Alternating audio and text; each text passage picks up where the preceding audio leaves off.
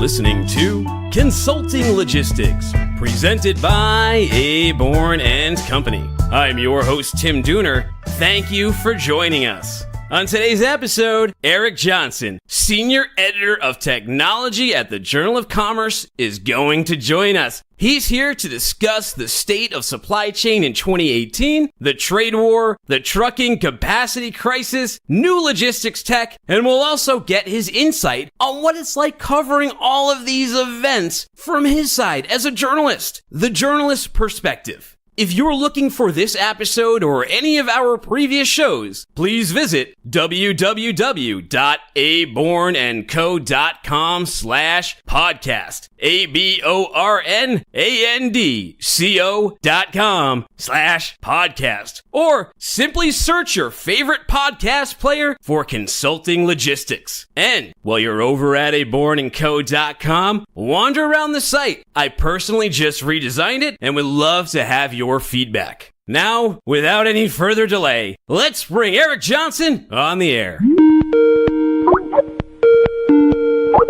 Eric, welcome to Consulting Logistics, and thank you for lending your knowledge to the show today. Thanks so much for having me, Tim. Pleasure to be here and looking forward to the discussion. Eric Johnson, Senior Editor at the Journal of Commerce, a graduate of the University of Wisconsin, go Badgers, and also attended the University of Leeds. He's worked with a number of publications, including the OC Register, American Shipper, and currently the Journal of Commerce, the JOC. Eric, before we get into the madness that has been 2018 in logistics, tell us a little bit about your background and how you got to where you are today. Yeah, absolutely. I appreciate the UW plug, by the way. Much appreciated. So I started off in journalism in 1998. Actually working for some local community newspapers in Southern California, where I'm from. And then, as you mentioned, went to the UK to get a degree. It ended up being a lot about distribution strategy, and it was ostensibly a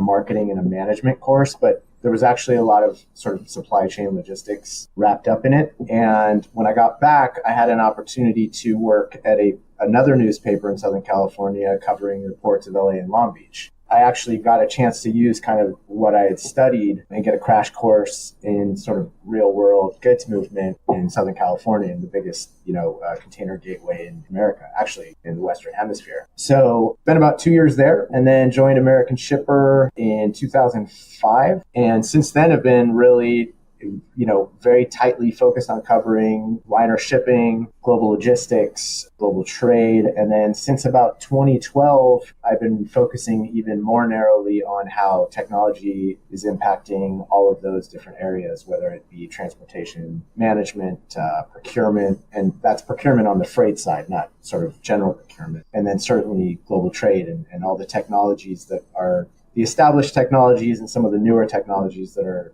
coming up. So, and then in April, I joined Journal of Commerce doing much the same things. So write regularly on those topics and also help put together panels for our wide array of events on global logistics and liner shipping and trade.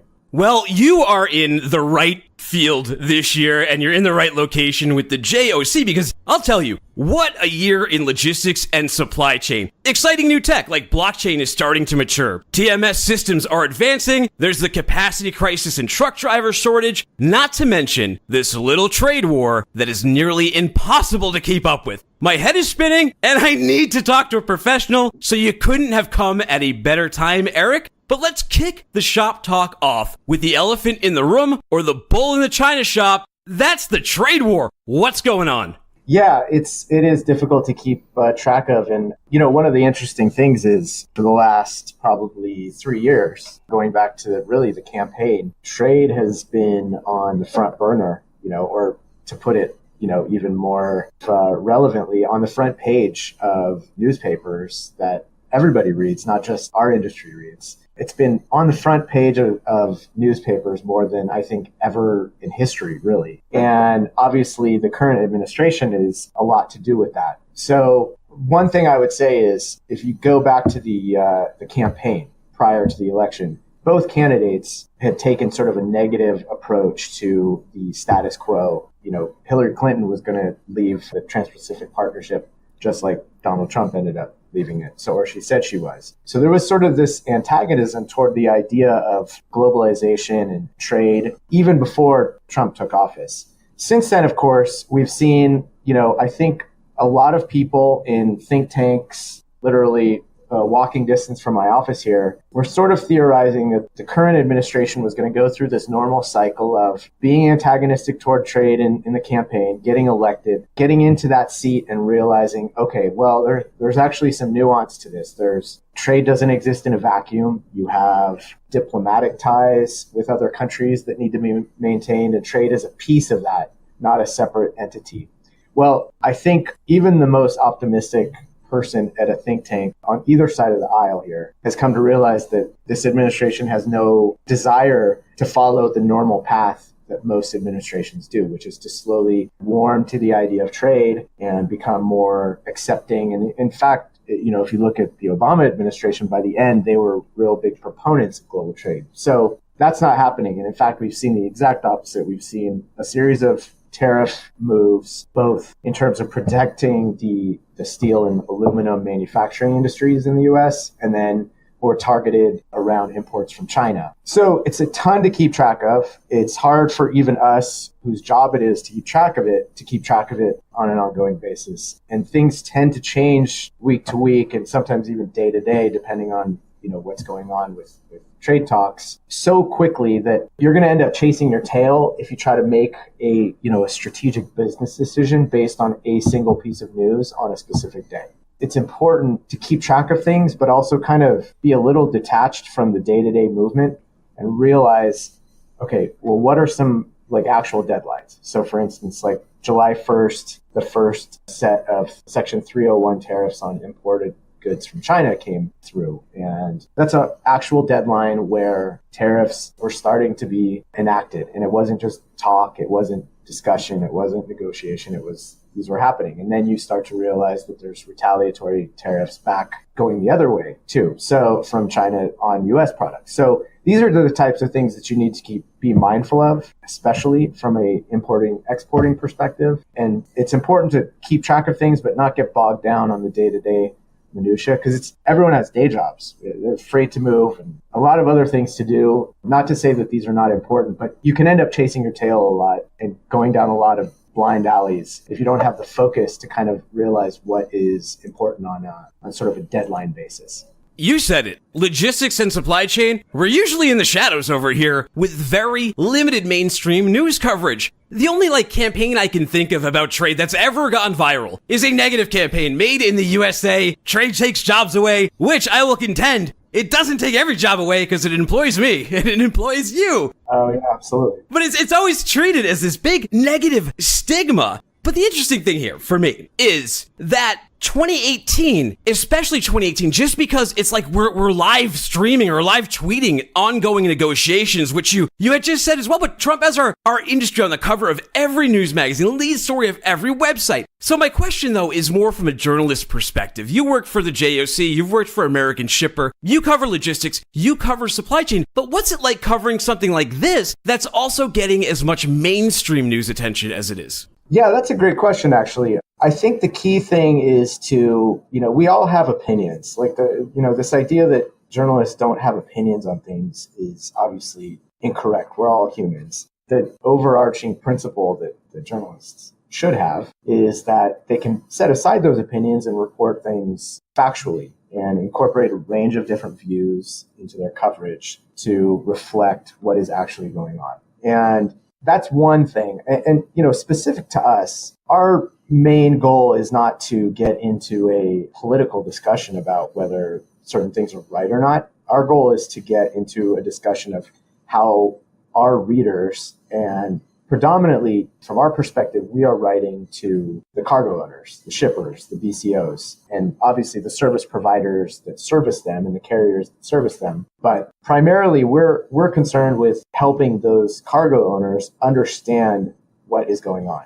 So that's really the lens that we look at this through. It's not, do we think something was boneheaded or do we think something was brilliant? It is, okay, tariffs go into effect July 1st. What did that mean in terms of creating capacity crunches? What did that mean in terms of additional processes that shippers have to undertake to manage their goods or manage the movement of their goods, I should say? It's really kind of like we can step away from the bullhorn kind of stuff that's on the front page of mainstream newspapers and really focus on more of the strategic stuff around that. So that's our particular niche. Doesn't mean that we obviously don't have lots of discussions about what's going on. I mean, I was joking in 2015, I'd go to a gathering of people or a dinner party or something. And when people found out what I did, it was kind of like, okay, talk to you later. And now it's, we have people coming up saying, hey, what do you think? What's going on? I don't understand why NAFTA is being renegotiated, or what was the big deal about TPP, or is my car going to be more expensive because of what the administration is doing? So it's definitely interesting to people as opposed to what we do being seen as some sort of wonky, weedy kind of industry in the shadows. Yeah, that's been a benefit, I think, is it's raised the profile of what it is we do. And to your point about jobs, yeah, I mean, I can remember doing a story. One of the very first stories I did for American Shipper in 2005 was about the impact that the logistics industry was projected to have in terms of job creation in the Southern California area. And that's extending out into the Inland Empire. So you're talking almost to like the Mexican border to the Nevada and Arizona borders.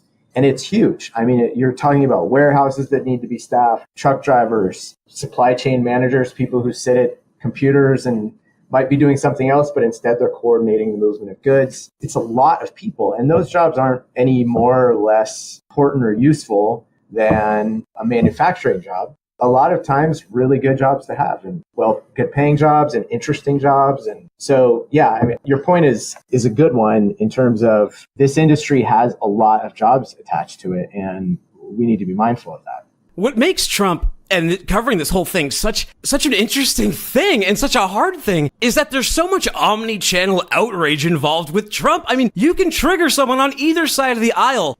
Every sentence you write, it's always the potential landmine right there that someone's going to get upset, especially in the social media age. So you have to be extra cautious to be impartial and be unbiased in your opinion. And I think you mentioned that you just have to do the reporting. But what's the war room like at the JOC? What's the pulse and the vibe like, in the office there? Yeah, social media is a very tricky thing to navigate. I would say, I would put it like this before I get to the sort of vibe here is people will read your stuff as both an individual reporter and as an outlet altogether if they feel like you have credibility. 10, 15 years ago, that meant, the stories or the pieces that you published online or in print was really about, was what you were writing credible? Did you talk to the right people? Did you show an aptitude for understanding a complex topic and being able to explain it in a way that makes sense to people and also resonates with their experiences as well? So I don't think that's changed in the social media age. I think you're on a little bit of a higher wire because social media is more instant. You have less gatekeepers checking that everything you're putting out there is factual. But there's also, I think, an understanding on social media. You are walking without a net. For instance, more forgiving of you to explore a topic. So I get pulled into a lot of discussions on Twitter, for instance, thinking through a topic. And that helps inform both my just general knowledge about a topic, but it also helps inform what I write about it later for our publication. Because, people, it's a way to interact, but if you get something wrong, people will correct you on it. At least the people that I tend to engage with, they'll correct you on it, but they'll do it in a really productive way. So you can definitely get into these situations on Twitter that are absolutely unconstructive, and they can destroy your reputation pretty quickly if you just keep getting involved with that. On the flip side, you can put something out there where you're putting out something where you think you understand a situation, and someone will come in with an alternative viewpoint, and you'll say, "Oh, okay, well that's opened my eyes to that." And I think they appreciate that you're sort of facilitating that discussion, and then that broader discussion gets pulled into my reporting down the road. So from that perspective, it's really interesting, and especially in all the areas that I cover, whether it's tech or trade or just sort of like bare bones logistics strategy. It's really interesting to engage with people who have tons of experience in different areas that I don't. So You had asked about sort of the vibe in the war room. It's actually, people would probably find it a lot quieter. It's not like the newsrooms in the movies in the 70s where, everyone's smoking cigars and the clatter of old typewriters is going on. Don't ruin my fantasies, Eric! Yeah, sorry. No, we pipe that in. So it's ambient noise. But what it is it's a lot of discussion. And it's, for us at least, we all have baseline levels of expertise in our coverage areas. So a lot of it is, hey, I'll ping a colleague and be like, hey, I know you know this market a lot better than I do.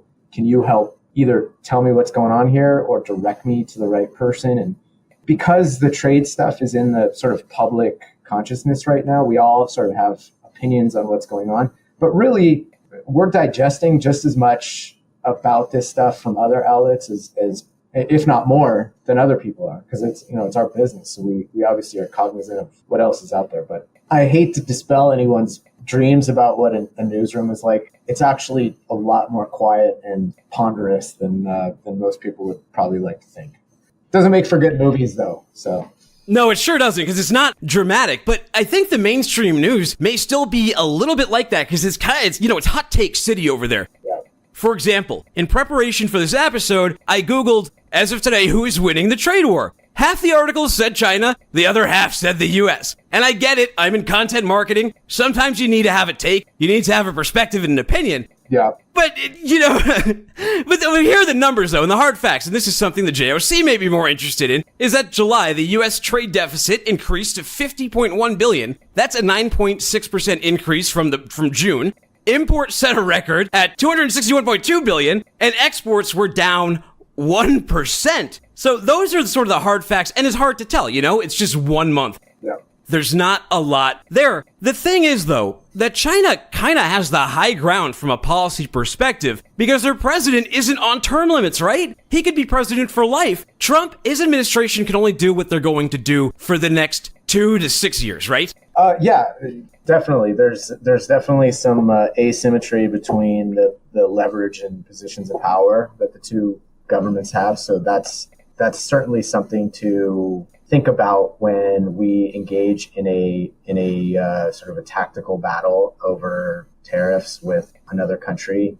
What's interesting is, like, most trade wonks would say you can't really cherry pick a specific month and say that that's emblematic of a bigger trend.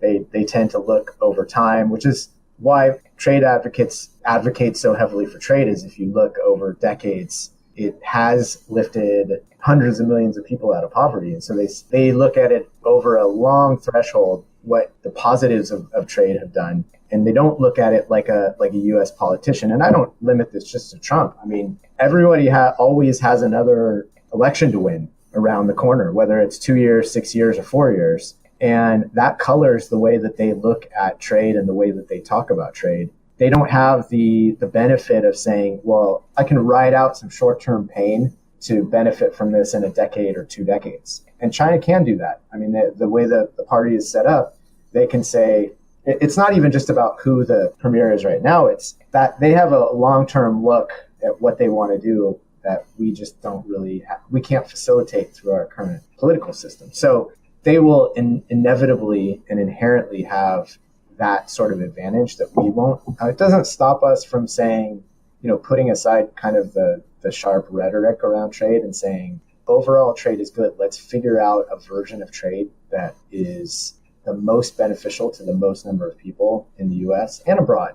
One of the things that gets lost in kind of like who is winning the trade war and who's not is if you help lift trading partners out of poverty or a significant percentage of their citizens, all of a sudden those citizens become consumers themselves, and maybe they have an interest in buying your goods down the line. So there's these long-term plays that sometimes don't get highlighted when you look at short-term impacts. And I will say, like, whatever you may think of the current administration's view of trade, one thing that they do seem to have in mind is they want to make a long-term fundamental change to the way that we as a country have looked at trade. And you may disagree with that, but they are almost taking a view that antithetical to most politicians who tend to only look at things in terms of like what will get them elected over the next election cycle. Trump is saying we need to change everything. whatever his motivations and reasons for it is, we need to change everything. And that may rebound on him negatively. And he doesn't seem to care about that, at least in the short term. So, well, the comment we often hear, and I see on articles, is that if we bring in the next administration, they're going to fix all of this. They're going to undo all of this. But it got me thinking, how easy is it really to undo a lot of this stuff? I mean, we look at something like soybeans. China has completely changed their sourcing strategy. They're going to Brazil, and now, due to that, they're cutting back into the rainforest, man. I haven't heard about the rainforest since I was in, kindergarten in the 80s, when it was a huge thing. Yeah. But now Brazil's back to deforesting the rainforest because of this sort of butterfly effect that's going to have ripples for years to come, regardless of who's in the office. Yeah. So where do you see this going? Yeah, so there's two elements to this. One, I would say, you could make the case that some of the rancor that the current administration is causing amongst our longtime allies and trading partners will have lasting effects beyond his administration, maybe even beyond the next administration. Those parties that just took for granted our, us being a good faith partner and being a true ally and a party that wanted to engage in effective trade. You could say that what is being done now will have some lasting effects and it will take some time to repair that. On the other side, on sort of a more commodity specific side, I would argue that yes, China came to rely on U.S. soybean production, and in light of the tariffs being assessed on it, they've looked to other markets, in the meantime. I would argue if a new administration comes in and undoes all of the tariffs that Trump has enacted or seeks out China, a more kind of productive negotiations with China will return to the U.S. market if it's the cheapest and the best market. They'll go to the market that's best for their consumers. That kind of stuff has a lot more elasticity than the sort of intangible relationships that have been built over time. So yeah, I don't think Canada, for instance, or some of the countries in the EU are going to quickly forget that, we've said some pretty, I would say, bad things about them over the course of the last 2 years. Maybe they'll just chalk it up to a president who doesn't represent necessarily the country as a whole. But those things will be harder to get over than a specific commodity that is way more dependent on what the price is at a given time. Other huge news story this year, and probably an even bigger news story, at least in America, and if you work inside this industry, is the truckload capacity crisis and the truck driver shortage, both of which don't really seem to have an end in sight, especially solving this truck driver problem and getting people to start getting behind the wheels of these big rigs. What's the talk over at the JOC about this? Do you see it resolving anytime soon? Where are we with the capacity crisis? Yeah, this has been probably the biggest headache for shippers, especially domestic shippers, over the past, year. Yeah, since November, right? Since November of last year. Yeah, well, and I think people who had sort of an insight into where things were trending were worried about it even farther back. There's been this sort of prediction of impending doom on the truck capacity side for years, really. There was always something that was going to tip it over the edge and take it from a threatened crisis to an actual crisis. And it was either going to be a huge uptick in economic activity or some sort of regulation that restricted capacity that went into effect. And what really happened is both those things happened for the last year. So you had the ELD mandate come into effect, a soft implementation in December, and then the final implementation in April. And that instantly cut the amount of hours that drivers could actually drive. In practice, it became the same as in theory. And so that cut a certain amount of capacity out of the equation. And then you also just had increased demand at the same time. So yeah, that has run headlong into the fact that the driver pool is aging and the average age of drivers keeps going up. And this was always going to be an issue whether those other two factors came into being or not. You could, I suppose, argue that the two issues that have contributed to the capacity crisis that I mentioned might end up being a bonus in terms of that third piece, the aging driver pool, because demand stays elevated and cuts capacity as it has been on a more regular basis. You might finally see driver pay go up to the point where you'll start to see people being attracted to the industry instead of going to things like construction or other, kind of blue collar jobs, service oriented jobs, because people were turning away from the trucking industry because it wasn't seen as a very attractive industry to be in. It's long hours. You're away from home. The pay was great or somewhat volatile. if you can make the industry more attractive from a pay and quality of life perspective, that could change the capacity situation over time. But that just means shippers have to pay more and consumers have to pay more. So if we're okay with that, then you could see the capacity crisis easing over time. And to a certain extent, it has already. And you've seen trucking companies paying more for drivers and paying more to recruit them and try to retain them than even a year ago. So yeah. And then, of course, down the road, we have autonomous vehicles, which people theorize could also, add a bunch more capacity to the equation. But that's not a short-term solution to our current capacity situation. So yeah, maybe these tariffs will crash the import economy, and that'll fix the capacity issue. But you know what? I want to swim over to the deep end of the pool now, because you're the tech editor over at JOC, and I love this, man, because that is so niche. Like we talk about, there's not a lot of mainstream coverage on on logistics and supply chain. We'll try finding coverage on logistics technology. You're not going to see much, and any talk of blockchain is certainly going to revolve around Bitcoin. But since you're the tech editor and there's all these exciting things on the horizon, what has you most excited that's going to be with us in the near future? Yeah, so I think it depends a little bit about whether you're talking to international shippers or domestic shippers. I think one thing that cuts across both sets of shippers is a heightened sense of visibility. A lot of people are talking about blockchain and AI, and I think AI is a little bit more, we're seeing actual solutions that are, involving AI-ish kind of algorithms and machine learning algorithms. So that's actually happening operationally on the back end, kind of maybe outside of people's view. It is not happening beyond some pilot things on the blockchain side. So that's probably further away. But visibility is something that people have been very conscious of for 10 to 15 years. But people's expectations around visibility have changed and grown and gotten much more sophisticated. And people are really interested in visibility not just as a monitoring tool. So like, hey, there's my stuff. I know where it is. It's tracking where it should be. I'm getting updates about where it is. They want to know, can that visibility tool tell me an expected ETA for a vessel? Or is a truck going to be arriving at a dock when they are expected to be arriving? And if not, why and how long? And what can I then do as a result of that piece of information saying that it will arrive or it won't arrive on time? So you're starting to see visibility go from being a kind of a luxury item to something that's intrinsic in almost every supply chain globally or domestically. And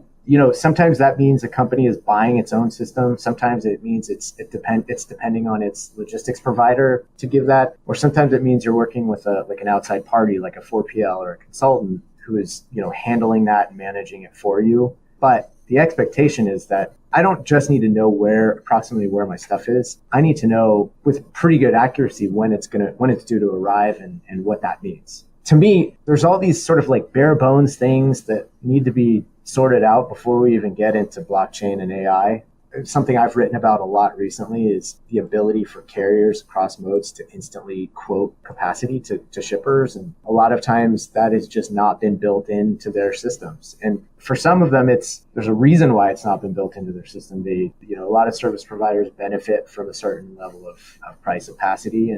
But in our day-to-day lives, we're used to just buying things and knowing what the price is and buying them on our mobile and moving along with our day. And so I think the next generation of shippers is going to expect a situation where they're buying stuff in a similar way. So it's not going to be the case where I don't know what the rate is for a very long time, or I have to spend days and weeks negotiating what the rate is. It's going to be, just tell me what the rate is and let's move on with our business and worry about more substantive things. You speak to visibility and you mentioned TMS. TMS, it's not new technology. More and more companies are adopting them. But what would you say to a shipper that's going into 2019 without a TMS? Well, it depends on your volume. I don't think every single company certainly needs a TMS. It depends on your arrangement. If you're happy and reliant on a 3PL or a managed service provider to give that to you, you don't necessarily need your own TMS.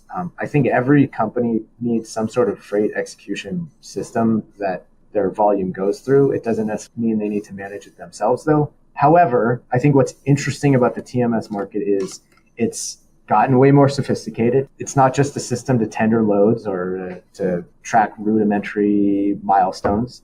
You can do all sorts of things. There's route optimization. There's systems that proactively tell you when you're using the wrong mode and proactively tell you when you're using the wrong carrier in the wrong situation. Aside from that, there's all sorts of interesting stuff that's going on. Route optimization, mode optimization. Are you using the wrong carriers in the wrong lanes? Can you collaboratively work with peers to procure better and more effectively? So there's all these little interesting kind of extensions that are layered on top of like the TMSs of old. The other interesting thing is there's all sorts of different price points. I mean, you can get a really heavy duty, robust optimization TMS if you have a very complicated network with a lot of endpoints and origin points, or you can get a browser-based tool that just kind of helps you manage your freight a lot better than you did by calling and keeping it on a spreadsheet. So the range of tools out there from a price point, from an ease of use perspective, is really wide. So if you're a small shipper, you could probably invest in a monthly subscription-based TMS that will, it's not going to make you head of the class necessarily, but it will certainly increase your aptitude. It will likely drive down your freight costs, and it will definitely reduce the amount of time that people have to spend managing freight. And that's on the domestic side primarily, but also increasingly on the international side. Is there anything going on in the tech end that it's just not getting as much traction as you hope? Something really cool that's on the horizon that you think more people need to know about? One of my little pet hobby topics that I've talked about quite a bit, but that I don't see getting a lot of traction is, we're all used to at work instantly collaborating with our peers, our colleagues at work. Like if we have a project we're jointly managing, we just ping someone, boom, maybe share a document within that same app. I think one interesting thing you're starting to see is tools, especially on the TMS side, that sort of bring that same environment natively into the system. So it's not like I have to go into a GChat or a Slack channel and talk to someone else in my company or my supplier or my carrier. That stuff is now being brought into like an execution system. So you can coordinate, if there's an issue like, oh, hey, a truck was scheduled to arrive at a dock at 4:00, but we just found out there's a strike going on at 3:45. That you can message someone within the system, and then that can carry over directly. It's like integrated into the system, so it can carry over directly into some execution decisions. So that to me is really interesting. And collaboration is a word that like gets so overused. It was overused 10 years ago, and it's now like people just scoff at it. But this is an instance where it's actually like a real use of the word, where you have sometimes even parties that might be adversarial working together to kind of like sort out an issue. So that to me is really interesting, and it's just sort of part of like the modern technology set of tools that are available to us as consumers, and even within our jobs internally, that we might see spread the partnerships that companies have externally. Supply chain is it's so reliant on this web of companies working together. It's really unusual in that way. Like normally, other industries you may have a customer that you work with, but you're not like talking to them day after day after day after day. It's these external party communications that our industry is so reliant on. If there's a way to sort of bring those in an integrated fashion into some of the systems that we use, that's really interesting to me. So that's sort of my pet hobby. As I mentioned, machine learning and AI, that stuff is happening in the background, and I'm not really sure it's very useful for people to invest a lot of time trying to understand what AI and machine learning actually are, because it's incredibly complicated. Like you need to go to MIT and Caltech and get advanced degrees in mathematics to truly understand what that means. But just know that stuff is happening, and it's going to turn into solutions and different kinds of solutions down the road. It's probably good to be mindful of that, but not get too bogged down in like understanding, what an AI algorithm actually is. Yeah, you bring up a good point here too, because I think that a lot of companies don't even have a proper handle on their data yet. And you can't do AI or machine learning, and this is where the MIT comes in, because some people may have heard that and go, well, I can understand that. What you're saying is that you have to train not just the people, but the programs themselves in the data and how to think. AI needs that data, and data purity is such a huge thing, and so is tidy data. But you also mentioned, so this communication, do you see like Slack for supply chain? Yep. Is that where you're, because like blockchain, they mentioned how that brings all the parties together and you can set them up on the blockchain, but there also seems to be, at least on the front end that I've seen in the demo stuff, a lot of limitations in some ways in, it's not fully baked yet. Oh, like I would say people are just at the point of putting all the different ingredients in separate bowls. Forget about baked. They haven't even put it in the mixer yet. Blockchain, the pilots that are out there are largely situations where a company knows what specific piece of data they need to add to a repository of data. And this is just sort of like very simplistic blockchain stuff, but not that there's anything that's simplistic about blockchain, but I have a document that I've always submitted either via email or I've sent it by courier, and here's a heavily encrypted database that is shareable to the parties that it's relevant to that I'm going to add it to. But it doesn't say, hey, we're using forwarder X instead of forwarder Y on this shipment now. That's another conversation that happens in a totally separate system. So, your point about Slack, I've been sort of known as a Slack fanboy. GChat works very similarly. You can attach documents to it like you can on Slack, but the ability to bring that sort of environment natively into a backbone logistics platform that's happening, right?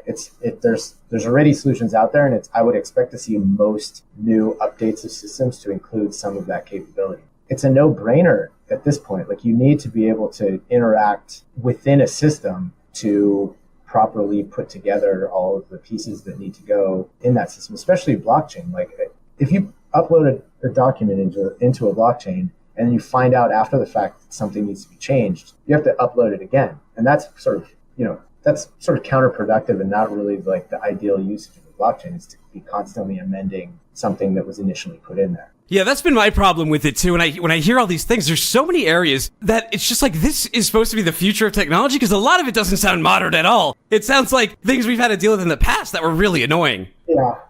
Like the upload, there's some great stuff. Don't get me wrong, because of the visibility between all partners. And I think it's going to get there. But just like right now, like you mentioned with the ledger, because part of the sale of blockchain, right, is the immutability of the ledger that's always pushed by every blockchain advocate. Mm-hmm. But to your point, the counterbalance to that is that, it can be a real pain in the butt. Yeah. Well, I think most of people's sort of skepticism around blockchain at this point right now is due to the fact that most of the solutions out there that are being pushed and are getting some traction are sort of incremental improvements on what I would call like a browser-based portal that's accessible by multiple parties. So it's sort of like maybe a slightly better version than that, maybe not. I think why people are so into this grandiose idea of blockchain down the road is that you're not just replicating existing processes, but you're actually sort of like fostering new ways to set up and execute those processes. So, and some of those things are things we can't even conceive of right now, because we're still stuck in a mindset of, a bill of lading has to be produced and submitted in a certain way or else the world will crumble. Well, I think what sort of very high-minded blockchain advocates are saying is, what if there's a totally different way to convey the information on a bill of lading that has nothing to do with the way that we do it now? But that's so far down the road, and it's more of like a cultural change than a technical change. That's I think the problem, and there has to be an ROI on this, or else no one's going to go to it. Like, we may say, boy, wouldn't it be great if like we all collaboratively built a bill of lading and there was some different process to do it, but then it didn't actually save all that much money or time, or maybe it saved money or time, but not enough to offset how much process change that every company involved had to undertake. There's all these things that are going on in the background that are sort of roadblocks for blockchain adoption. And that's the bigger problem.